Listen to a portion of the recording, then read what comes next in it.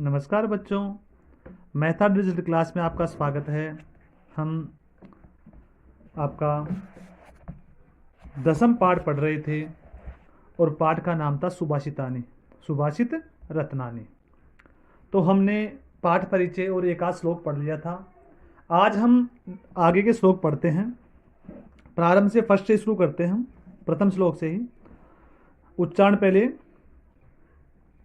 पृथिव्यां त्रिरत्नानि जल अन्नम सुभाषितम मूढ़ै पाषाण खंडेषु रत्न संज्ञा विधीयते। पृथिव्या त्रिरत्नानि जल अन्नम सुभाषितम मूढ़ै पाषाण खंडेषु रत्न संज्ञा विधीयते। अन्वय देखिए एक बार कि पृथिव्याम हमने पढ़ लिया था श्लोक, एक बार अर्थ बता देता हूं एक बार केवल। पृथिव्याम त्रिरत्नानि जल अन्नम सुभाषितम मूढ़ै पाषाण खंडेषु रत्न संज्ञा विधीयते। पृथिव्याम यानी इस पृथ्वी पर त्रीणि रत्नानि, तीन रत्न हैं। जलम अन्नम सुभाषितम, एक तो जल, एक अन्न और एक सुभाषित। सुभाषित का मतलब होता है अच्छे वाक्य, अच्छी वाणियां जो हमारे संतों द्वारा, हमारे महात्मा, हमारे विद्वानों द्वारा कही गई है, और ऐसे वाक्य जो हमारे हितकर लिए हितकर हो, ऐसे वाक्य। तो तीन रत्न है हमारी इस पृथ्वी पर, एक तो जल, एक अन्न और एक सुभाषित। मूढ़ई मूर्ख लोग, पाषाण खंडेसु पत्थर के टुकड़ों को रत्न संज्ञा विधीयते, रत्नों की संज्ञा प्रदान करते हैं, देते हैं। तो पृथ्वी त्रिरत्नानि जल अन्नम सुभाषितम, इस पृथ्वी पर तीन रत्न मौजूद है, जल, अन्न और सुभाषित। मूर्ख लोग पाषाण खंडों को, अर्थात पत्थर के टुकड़ों को, जो हीरे जवाहरात होते हैं ना, उनको रत्नों की संज्ञा देते हैं, रत्नों की संज्ञा प्रदान करते हैं। दूसरा श्लोक देखो। प्रिय वाक्य प्रदानेन है सर्वे तुष्यन्ति जंतवः तस्माद्देव वक्तव्यम वचने का दरिद्रतः। प्रिय वाक्य प्रदानेन सर्वे तुष्यन्ति जंतवः तस्माद्देव वक्तव्यम वचने का दरिद्रतः। प्रिय वाक्य प्रदानेन है सर्वे तुष्यन्ति जंतवः तस्माद्देव वक्तव्यम वचने का दरिद्रतः। अब आगे देखिए आप, हम अन्वय देखते हैं इसका। प्रिय वाक्य प्रदानेन है सर्वे जंतवः तुष्यन्ति तस्मात् तदेव वक्तव्यम वचने का दरिद्रतः। अब देखिए, प्रिय वाक्य प्रदानेन है, अर्थात प्रिय वाक्य बोलने से, मधुर वाक्य बोलने से, प्रदान ने बोलने से या देने से, सर्वे जंतवः तुष्यन्ति, सभी प्रकार के जंतु यानी प्राणी, तुष्यन्ति यानी संतोष प्राप्त करते हैं, यानी शांति प्राप्त करते हैं और संतोष प्रदान प्राप्त करते हैं। तो तस्मात् तदेव वक्तव्यम, तस्मात् तदेव, तस्मात् तदेव, तो तस्मात् तो फिर इस प्रकार से हमें जो प्रसन्न हो रहे हैं जब वो मतलब मीठे वाक्यों से, प्रिय वाक्यों से, तो हमें इसी प्रकार के प्रिय वाणी ही क्यों नहीं बोलनी चाहिए जब संतुष्ट हो रहे हैं। इसलिए वह तस्मात् तदेव, इसलिए तदेव उसी प्रकार की, अर्थात प्रिय वाक्य को ही वक्तव्यम बोलना चाहिए। वचने का दरिद्रता, अर्थात बोलने में क्या कंजूसी है। वचनों को जब प्रसन्न हो रहे हैं तो बोलने में क्या कंजूसी, क्या दरिद्रता, दरिद्रता का मतलब कंजूसी, तो हमें क्यों नहीं बोलना चाहिए। तो एक बार और देखो कि प्रिय वाक्य प्रदानेन, प्रिय वाक्य बोलने से, अर्थात मृदु वाणी, मीठी वाणी बोलने से, सर्वे जंतवः तुष्यन्ति, सभी प्रकार के जो जंतु है, सभी प्रकार के जो प्राणी है, वो तुष्यन्ति यानी संतुष्ट होते हैं, संतुष्टि प्राप्त करते हैं। तस्मात् इसलिए, तदेव उसी प्रकार के, अर्थात प्रिय वाक्य ही वक्तव्यम बोलने चाहिए। वचने का दरिद्रता, इसलिए वचनों में जब ऐसे मीठे वचन बोलने में दरिद्रता क्यों। तो यह आपका श्लोक है, तो आपको यह ध्यान में रखना है कि किस प्रकार से इसको बताया गया है। आगे देखिए, तृतीय श्लोक देखिए। गुणै गौरव मायाति लोचै आसन्मास्तितः प्रसाद शिखरस्तोपि काको न गरुड़ायते। ये थोड़ा मिसप्रिंट हो रहा है, तो इसको देख लेना एक बार आप। गुणै गौरव मायाति नोच्चहि आसन्मास्तितः प्रसाद शिखरस्थोपि काको न गरुड़ायते। अब एक बात में अन्वय देखना है इसका कि गुण ही गौरव आयाति, न तो उच्च आसनम आस्थितः काकः प्रसाद शिखरस्तः अपि न गरुड़ायते।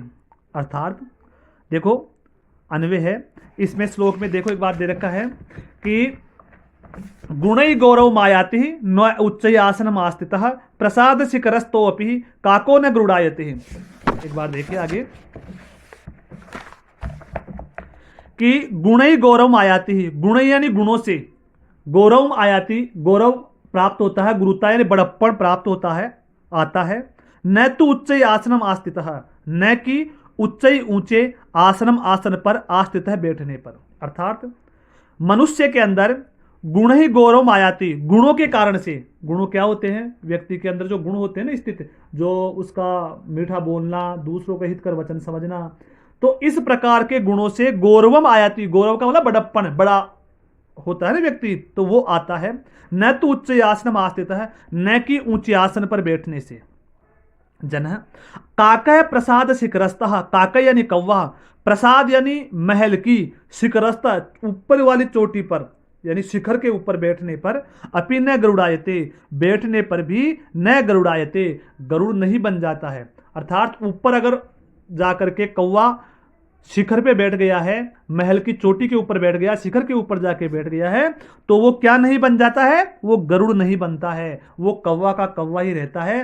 क्योंकि गरुड़ सबसे ऊंचा उड़ने वाला है, तो गरुड़, कौवा ऐसे सोचे भाई मैं तो अब शिखर पे बैठ गया, सबसे ऊंचा बैठा हुआ हूं, इसलिए मैं तो गरुड़ बन गया। नहीं, ऐसा नहीं होता है, वो तो गरुड़ गरुड़ ही होता है और कौवा कौवा ही होता है। तो गुण, अपने जो गुण है व्यक्ति के अंदर, वो गौरवम आयाति ही, बड़प्पन गुणों के कारण ही व्यक्ति में आता है, ऊंचे आसन पर बैठने से नहीं। क्योंकि जिस प्रकार से कौवा प्रसाद यानी महल के शिखर पे बैठ करके भी गरुड़ नहीं बन सकता, वो गरुड़ नहीं होता है, वो क्या रहता है, कौवा ही रहता है। आगे देखिए,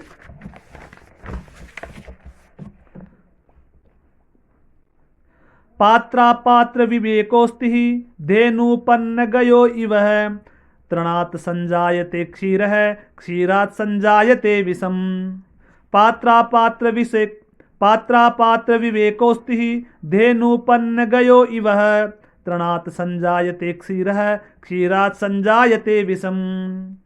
पात्रात् अपात्रम विवेकः अस्ति धेनुर्पन्न गयो इव तृणात् संजायते क्षीर, क्षीरात् संजायते विषम। अब आगे देखिए आप इसका श्लोक का अन्वय देखिए एक बार। अन्वय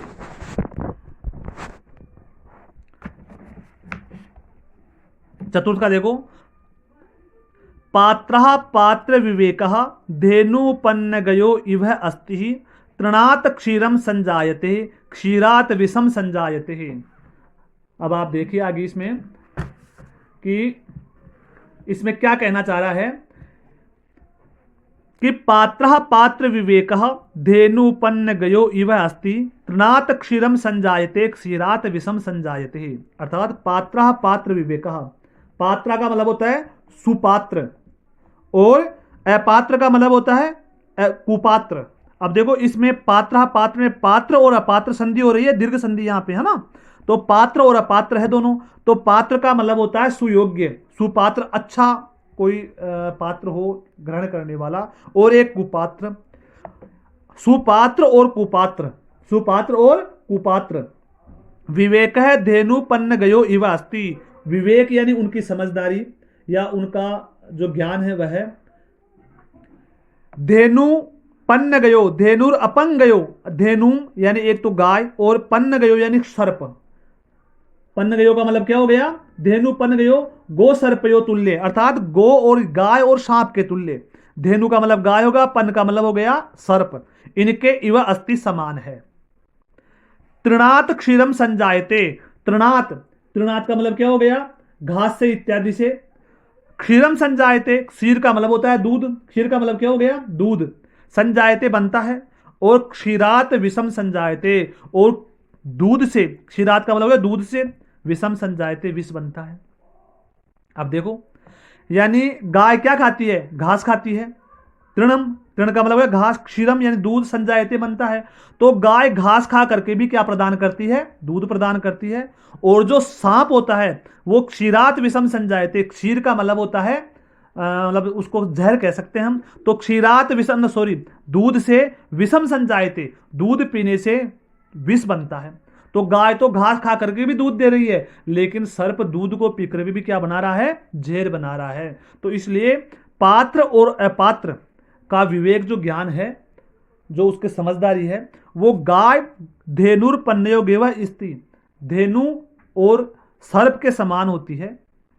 जिस प्रकार से तृणम क्षीरम संजायते, गाय घास खा करके भी दूध प्रदान करती है, और क्षीरात विषम संजायते, और जो सर्प होता है वो दूध पी करके भी, क्षीरात यानी दूध पीकर भी, विषम संजायते, विष प्रदान करता है। आगे समझ में। तो देखो, पात्र अपात्र विवेक है, धेनु पन्नगयो ये वस्ती, पात्र और अपात्र जो है व्यक्ति है, उनका विवेक, उनका ज्ञान धेनु यानी गाय और सर्प के समान होता है। जिस प्रकार से तृणात शिरम संजायते, गाय घास खा करके भी दूध उत्पन्न करती है, और जो सर्प होता है वो दूध से भी जहर उत्पन्न करता है। आगे देखिए 5वां श्लोक देखिए आप। 5वां श्लोक आपके दे रखा है, तो आपका 5वां श्लोक आपको देखना है। 5वां श्लोक जो 4था श्लोक है उससे जस्ट आगे है आपके 5वां, एक बार उसको देख लीजिए आप। तो देखो, यथा खनन खनित्रेण नरो वार्यधिगच्छति, यथा गुरुगतां विद्यां शुश्रूपुरधिगच्छति। यथा खनन खनित्रेण नरो वार्धयिगच्छति, यथा गुरुगतां विद्यां शुश्रूधुरधिगच्छति। यथा खनन खनित्रेण नरो वार्धयिगच्छति, तथा गुरुगतां विद्यां शुश्रूषुर अधिगच्छति। आगे देखिए,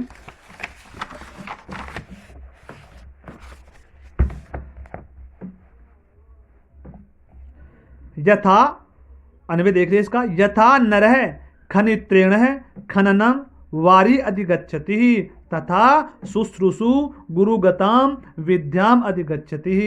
यथा नर खनित्रेण नर वारी अधिगच्छति, तथा शुश्रूषु गुरुगतां विद्याम अधिगच्छति। यथा यानी जैसे, यथा यानी जैसे, नरह यानी मनुष्य, खनित्रेण यानी खोद करने से, खोदने वाला, खनित्रेण खनने वारी, खोदने वाला जो पात्र होता है ना, खनने वारी का मतलब क्या, नित्रेण यानी फावड़ा इत्यादि हो गया ना, साधन, खान खोदने का साधन।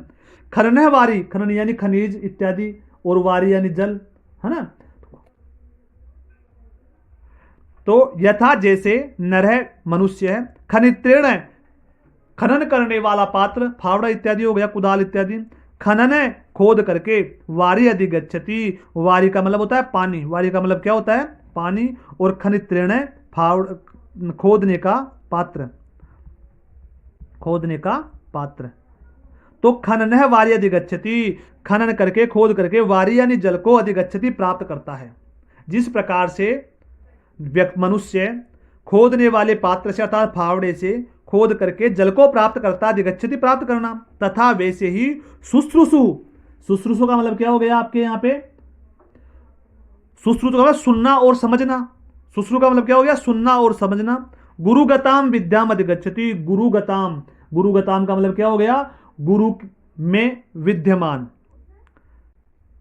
विद्याम अधिगच्छति, विद्याम यानी विद्या को, अधिगच्छति प्राप्त करता है। तो जो शिष्य होता है ना, यहाँ पे मनुष्य दे रखा, तो यहाँ कौन प्राप्त करेगा गुरु से विद्या, शिष्य। तो जो शिष्य होता है वह सुन करके, समझ करके, गुरुगताम, गुरु के पास से स्थित, जो सुन करके, समझ करके, विद्याम अधिगच्छति, विद्या को प्राप्त करता है। अब एक बार और समझ लीजिए, यथा जैसे मनुष्य खोदने वाले पात्र था फावड़े से, खनन वारी खोद करके, वारी यानी जलम, जल को, अधिगच्छति प्राप्त करता है, वैसे ही, तथा वैसे ही, उसी प्रकार एव मनुष्य शुश्रूषु यानी सुन करके और समझ करके, शुश्रू का मतलब क्या हो गया, सुन करके और जान करके, समझ करके, गुरुगताम, गुरु के पास स्थित, गुरुगताम यानी गुरु के पास स्थित जो है, उसको विद्याम, विद्या को, अधिगच्छति प्राप्त करता है। तो मनुष्य उसी प्रकार से गुरु के पास स्थित, समझ, सुन करके और समझ करके स्थित जो विद्या है उसको प्राप्त करता है। तो ये आपके 5 श्लोक हो गए हैं। 5 श्लोक आज हम यही देखते हैं, एक बार 6 एक और देख लेते हैं, 6 श्लोक हो जाएंगे अपने, ठीक है ना। 6वां देखिए, अजरामवत प्राज्ञो विद्या अर्थ न चिंतयेत ग्रहित इव केशेषु मृत्यु न धर्म आचरेत। अजरामरवत प्राज्ञो विद्याम अर्थम च चिंतयेत ग्रहित इव केशेषु मृत्यु न धर्म आचरेत। अजरम अमरत्वम प्राज्ञो विद्याम अर्थम च चिंतयेत ग्रहित इव केशेषु मृत्युना धर्म आचरेत। अब आगे देखिए आप, अन्वय देख लीजिए इसका।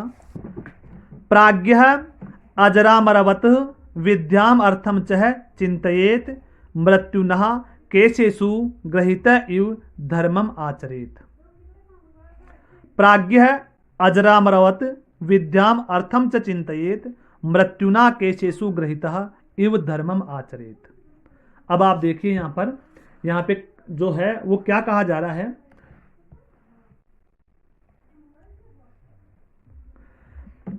प्राज्ञ है, प्राज्ञ का मतलब होता है विद्वान, बुद्धिमान व्यक्ति। प्राज्ञ का मतलब क्या होता है? बुद्धिमान व्यक्ति।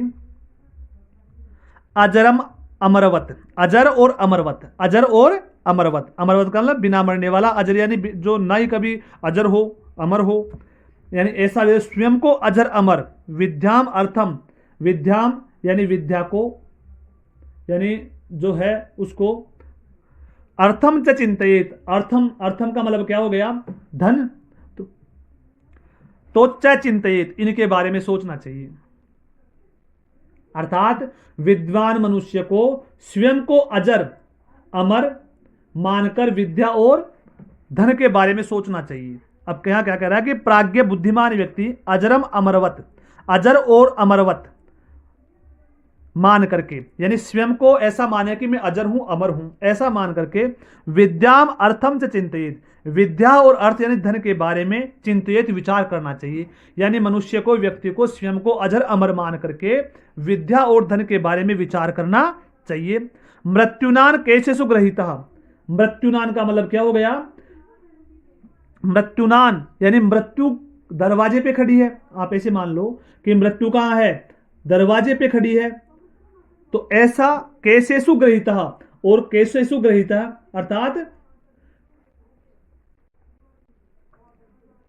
यानी कैसेसु ग्रहिता यानी केसो, केस क्या हो गया? अपने बाल हो गए, उनको ग्रहिता पकड़ करके, यानी मृत्यु नाम कैसेसु ग्रहिता है। मृत्यु ने क्या कर रखा है कि केसों को पकड़ रखा है। क्या अर्थ हो गया? मृत्यु ने क्या कर रखा है? केसों को पकड़ रखा है।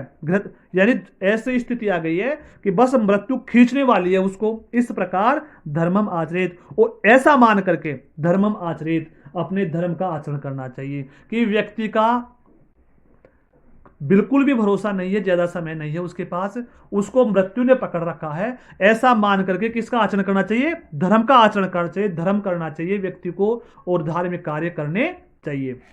यानी धन और विद्या को तो किस प्रकार मानना चाहिए कि मैं अजर अमर हूं, मैं हमेशा जीवित रहूंगा। इस प्रकार से धन को भी संचित करना चाहिए और विद्या को भी ग्रहण करना चाहिए।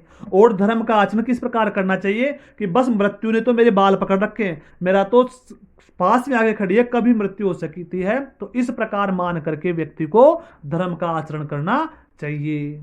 आ गया समझ में? एक बार और समझ लो कि बुद्धिमान व्यक्तियों को स्वयं को अजर अमर मान करके विद्या और धन के बारे में विचार करना चाहिए, सोचना चाहिए। और मृत्यु ना कैसे जो ग्रहिता यू, और मृत्यु उसके केसों को पकड़ रखी है कि तत्काल उसकी मृत्यु होने वाली है, ऐसा मान करके धर्मम आचरित, धर्म का आचरण करना चाहिए। धन्यवाद बच्चों। नेक्स्ट आगे वाली क्लास में हम आगे वाले श्लोक देखेंगे।